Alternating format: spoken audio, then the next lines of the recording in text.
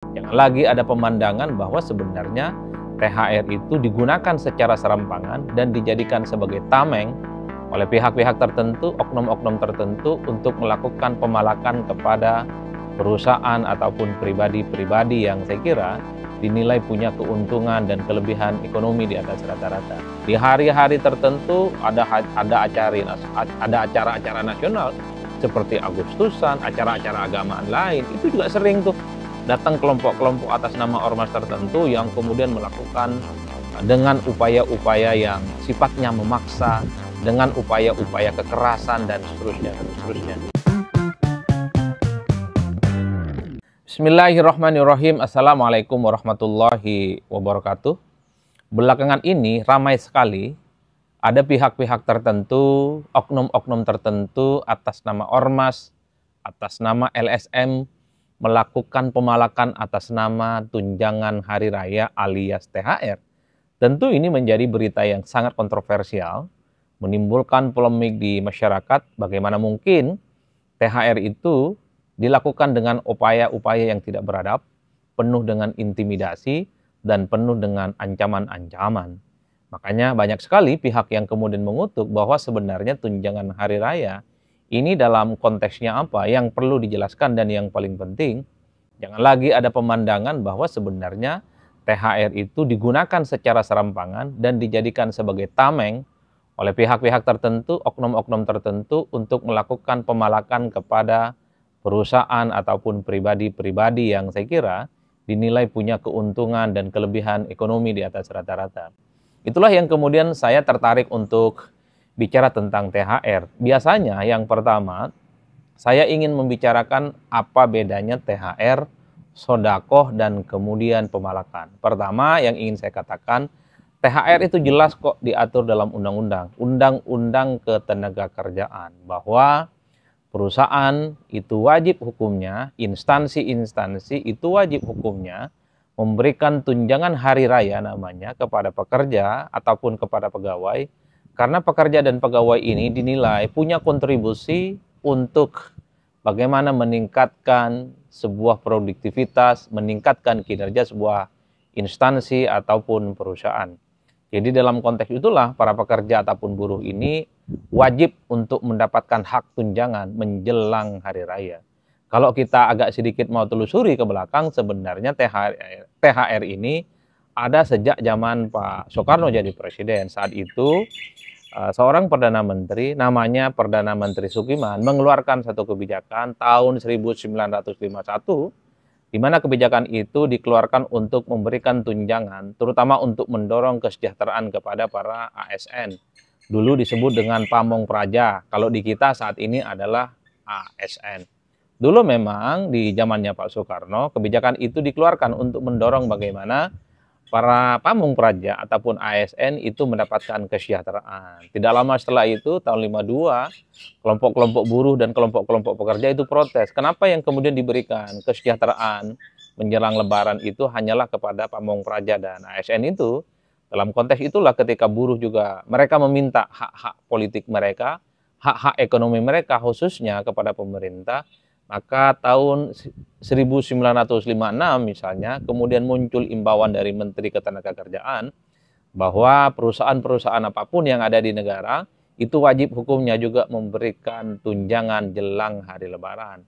Tidak berhenti di situ, di zamannya Pak Soeharto jadi presiden, khususnya tahun 1994, memang terkait dengan tunjangan hari raya ini diresmikan dalam peraturan Ketenagakerjaan, di mana perusahaan-perusahaan itu tak ada cerita tidak memberikan tunjangan ke mereka. Di zamannya Pak SBY, tahun 2016 misalnya, terkait dengan THR ini lebih spesifik kepada siapapun buruh ataupun pekerja yang sudah bekerja di sebuah instansi ataupun pemerintahan, minimal 1 bulan ataupun minimal 3 bulan, dia wajib untuk mendapatkan tunjangan jelang hari Lebaran. Jadi sebenarnya dalam konteks ini yang disebut dengan THR itu adalah hak yang mesti diberikan kepada pekerja, diberikan kepada personalia dan kewajiban itu wajib diberikan oleh instansi baik swasta ataupun negeri supaya tunjangan jelang Lebaran itu diberikan kepada mereka, dan itu jelas aturannya.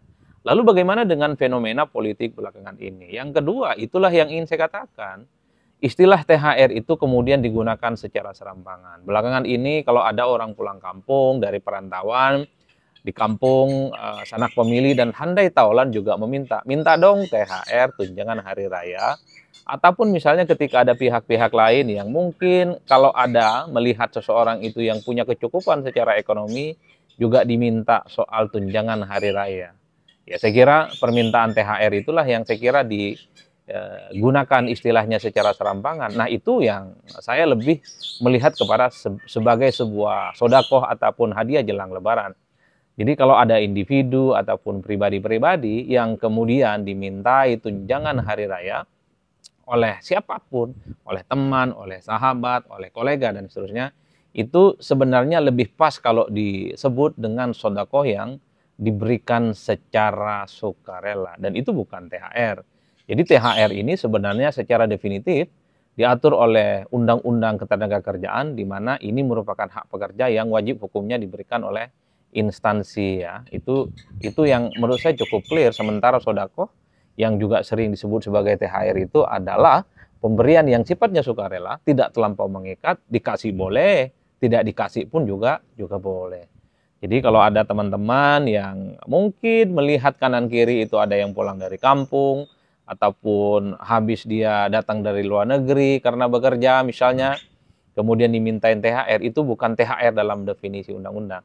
Saya lebih menyebut sebagai sebuah sumbangan ataupun sodakoh dan pemberian sukarela-rela, dan ya bisa diberi dan juga bisa tidak dilakukan.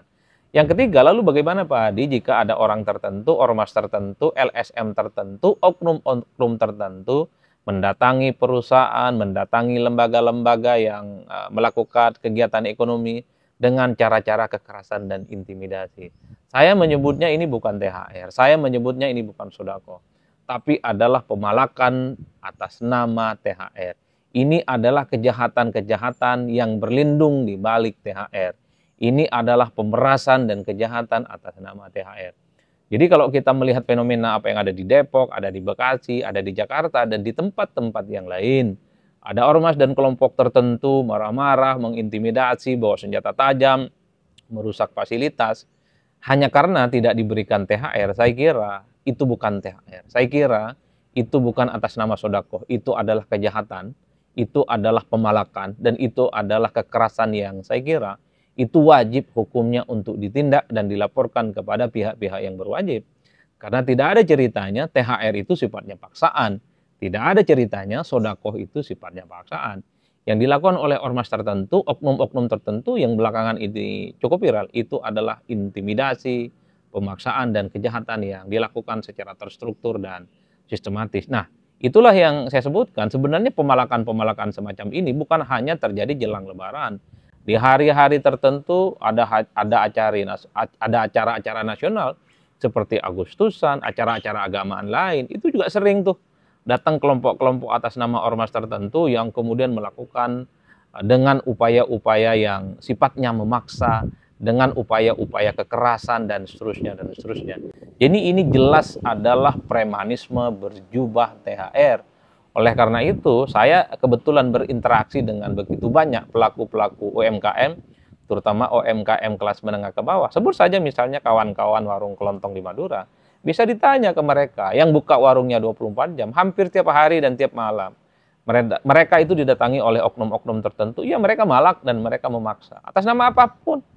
Jelang-jelang hari Lebaran, hari-hari keagamaan, kemudian libur-libur nasional, mereka datang atas nama apapun. Katanya untuk kegiatan sosial, padahal kita tidak pernah tahu ormas dan oknum itu melakukan kegiatan sosial apapun, tapi rata-rata secara umum hal-hal yang sepanjang itu menurut saya sudah mulai harus ditertibkan. Jadi dalam konteks itulah ketika ada momentum ormas dan oknum tertentu melakukan intimidasi atas nama THR jelang Lebaran, ya saya kira memang pihak keamanan, pihak berwajib harus melakukan intimidasi. Saya dari dulu selalu menganjurkan kepada pihak kepolisian supaya bikin hotline yang itu bisa diakses oleh seluruh rakyat Indonesia di setiap kecamatan, di setiap kabupaten, dan setiap provinsi.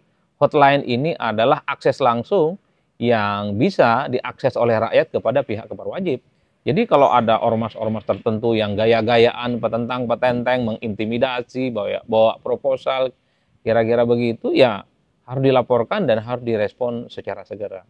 Itulah yang saya kira memang sepanjang penegakan hukum terhadap ormas semacam ini, oknum semacam ini tidak dilakukan, maka sepanjang negara ini ada, maka pemalakan atas nama THR, intimidasi dan pengerusakan-pengerusakan atas nama tunjangan hari raya akan selalu berulang. Kuncinya adalah bagaimana supremasi hukum terkait dengan kriminalisasi, terkait dengan upaya-upaya paksa meminta uang kepada pengusaha, pekerja-pekerja ekonomi, itu akan selalu diulang kalau tidak ditindak. Nah, yang kedua, secara teori ekonomi politik, ya ada teori yang mengatakan kenapa pemalakan ataupun premanisme yang jelang Lebaran ini sering terjadi. Ini adalah bagian dari rentetan panjang dari sebuah ketidakadilan secara ekonomi. Jadi pemalakan-pemalakan itu dilakukan oleh pihak-pihak dan oknum yang secara ekonomi tidak mapan. Jadi ketika mereka tersumbat sektor ekonominya, kanan kiri tidak bisa bekerja, kanan kiri tidak bisa mendapatkan uang, mereka menggunakan cara-cara ilegal dengan cara proposal, berlindung di balik ormas, berlindung di balik organisasi, hanya sekedar mereka itu bisa survive dan untuk memenuhi kehidupan mereka. Jadi kalau kita ingin membenahi bagaimana secara struktural persoalan-persoalan kekerasan, premanisme jelang Lebaran atas nama THR ini, ya harus dibenahi pada faktor bagaimana kesejahteraan ekonomi itu juga bisa diselesaikan oleh pemerintah, terutama untuk kelas-kelas menengah ke bawah yang memang sampai hari ini mendapatkan keadilan ekonomi belum bisa tuntas setuntas-tuntasnya. Jadi solusinya adalah penegakan hukum, yang kedua adalah bagaimana kemiskinan itu juga bisa diselesaikan. Kalau ini yang dilakukan, saya kira persoalan-persoalan premanisme dengan persoalan pemalakan yang lain itu bisa dituntaskan. Sepanjang ini tidak bisa dilakukan, ya soal akses terhadap pekerjaan, ekonomi bisa dijangkau oleh masyarakat, dan supremasi hukum juga tidak bisa diwujudkan dengan nyata, maka sepanjang hidup, sepanjang negara ini ada, ya saya kira pemalakan-pemalakan ini akan selalu terulang. Bahkan kalau mau jujur, pemalakan-pemalakan ini bukan hanya terjadi pada perusahaan-perusahaan besar, bukan hanya terjadi pada pekerja-pekerja kelas menengah gitu, ataupun seperti UMKM kelas kelontong gitu, tapi juga kalau mau jujur, ya, pedagang-pedagang gerobak yang sering mangkal di pinggir jalan, ataupun di dekat perusahaan, ataupun di dekat instansi tertentu, kalau mau jujur bisa dicek ke mereka. Mereka itu dipalak kok. Ada yang tiap minggu, ada yang per 2 minggu, ada yang per 2 bulanan, atau juga yang tiap bulanan atas nama keamanan, atas nama pengawalan, atas nama macam-macam lah. Dan itu tidak ditertibkan. Jangan lihat yang misalnya bahwa yang dipalak ataupun diperas itu jumlahnya 50.000, 100.000, ataupun 20.000. Tapi adalah penggunaan secara paksa, meminta uang kepada masyarakat, kepada pekerja-pekerja ekonomi, itu tidak dibenarkan secara agama ataupun juga tidak dibenarkan secara undang-undang. Jadi dalam konteks inilah kalau mau jujur, ya kementerian-kementerian terkait harus mengevaluasi bagaimana kinerja organisasi ormas yang ada di negara kita yang sangat luar biasa. Ada yang memang ormas itu tujuannya adalah untuk melakukan advokasi dan empowering terhadap masyarakat secara umum, tapi banyak juga ormas-ormas liar yang kerjaannya misalnya hanya menimbulkan kegaduhan dan huru-hara yang tidak berkesudahan. Nah, yang menimbulkan kegaduhan dan huru-hara ini yang mestinya ditertibkan. Kalau mereka tidak bisa ditertibkan, ya bubarkan. Dan pelaku-pelakunya, pelaku pemerasan dan kejahatan itu harus diproses secara hukum. Kalau FPI dan HTI saja itu bisa dibubarkan dalam waktu yang singkat, sesingkat-singkatnya, masa iya ormas-ormas yang berkeliaran itu tidak bisa ditertibkan? Saya kira aparat penegak hukum, aparat keamanan kita punya instrumen segala-galanya supaya mereka itu bisa ditindak sesuai dengan aturan. Jangan lagi ada cerita yang seperti ini di negara kita. Bukankah negara kita itu maju? Bukankah Presiden Republik Indonesia itu berkomitmen bahwa bagaimana penindakan hukum itu tidak perlu pandang bulu. Mau dia itu adalah kelas menengah, kelas atas, kelas bawah. Kalau dia menimbulkan kegaduhan, menimbulkan kontroversi, membuat kehidupan bangsa dan negara kita tidak happy, maka dia harus ditindak seluas-luasnya. Saya kira ini adalah bulan Ramadan yang mestinya dijadikan sebagai momentum untuk melakukan perbaikan kinerja pemerintah, perbaikan ormas, dan perbaikan kita semua. Supaya di masa-masa yang akan datang, kita sangat gegap gembita dan sangat bangga menyebut sebagai bangsa yang beradab, bangsa yang maju, bangsa yang terbebas dari premanisme atas nama ormas demi untuk mendapatkan keuntungan ekonomi pribadi dan kelompok mereka. Jadi clear ya, clear bagi saya apa itu THR, apa itu sodako, dan apa itu premanisme. THR jelas diatur oleh undang-undang, dan itu adalah hak pekerja yang mesti diberikan oleh instansi dan perusahaan.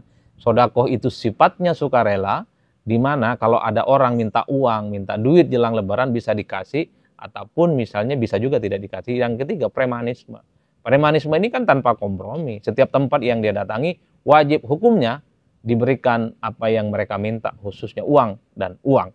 Kalau mereka tidak dikasih, ya mereka akan melakukan pengerusakan, akan melakukan ancaman, dan mereka akan mengintimidasi. Jadi itulah yang saya kira, intimidasi, premanisme atas nama ormas, atas nama LSM, atau atas nama apapun, tak boleh lagi ada di negara kita. Negara kita ini adalah bangsa yang besar, bangsa yang hebat, jangan dikotori oleh praktek-praktek premanisme yang tidak bertanggung jawab. Salam politik syai'un syai'un, pastinya mantap semantap-mantapnya.